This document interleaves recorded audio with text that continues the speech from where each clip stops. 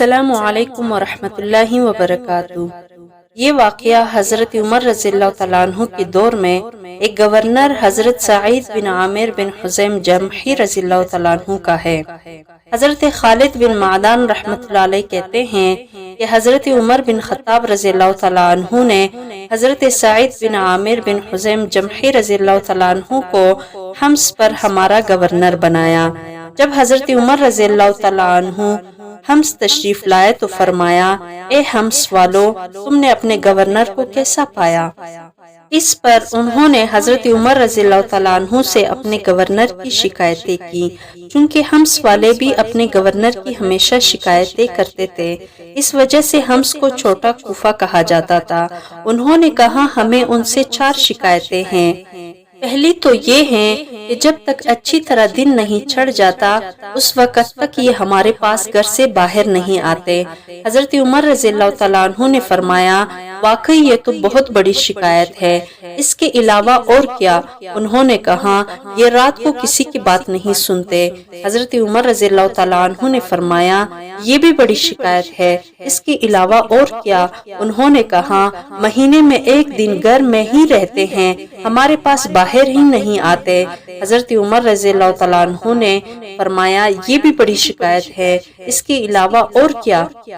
انہوں نے کہا، کبھی کبھی ان کو موت جیسی بے ہوشی کا دورہ پڑتا ہے۔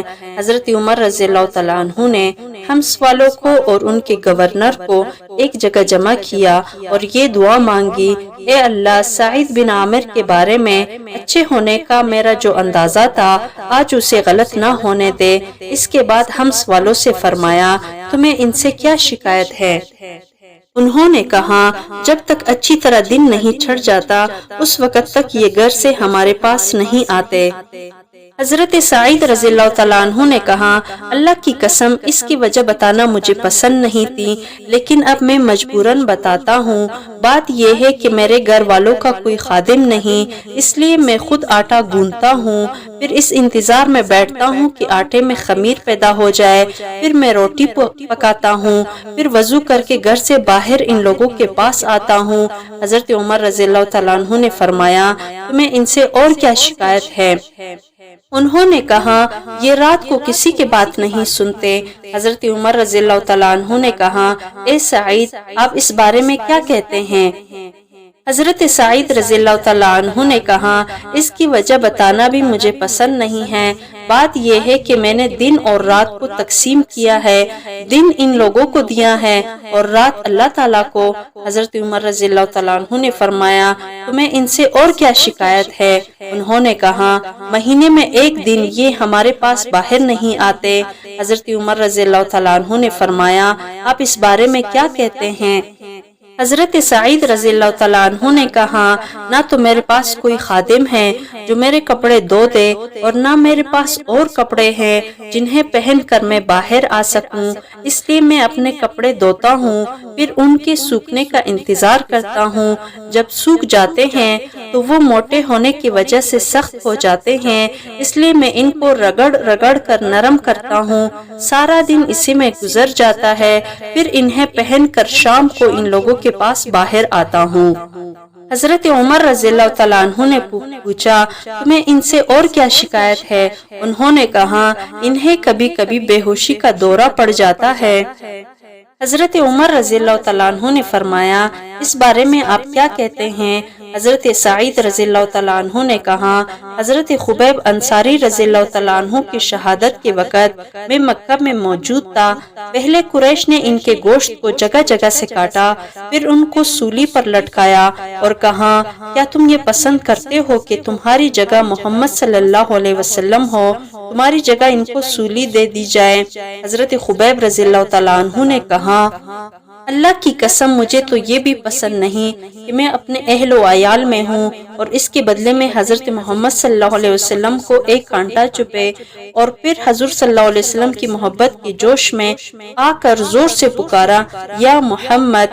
جب بھی مجھے وہ دن یاد آتا ہے کہ میں نے اس حالت میں ان کی مدد نہیں کی اور میں اس وقت مشرک تھا، اللہ تعالیٰ پر ایمان نہیں لایا تھا، تو میرے دل میں زور سے یہ خیال پیدا ہو جاتا ہے کہ اللہ تعالیٰ میرے اس گناہ کو کبھی معاف نہیں فرمائیں گے۔ بس اس خیال سے مجھے بے ہوشی کا دورہ پڑ جاتا ہے۔ حضرت عمر رضی اللہ تعالیٰ عنہ نے یہ جوابات سن کر فرمایا، تمام تعریفیں اس اللہ کے لیے ہے جس نے میری فراست کو غلط نہیں ہونے دیا۔ پھر حضرت عمر رضی اللہ تعالیٰ عنہ نے ان کے پاس 1000 دینار بھیجے اور فرمایا انہیں اپنے کام میں لے آؤ۔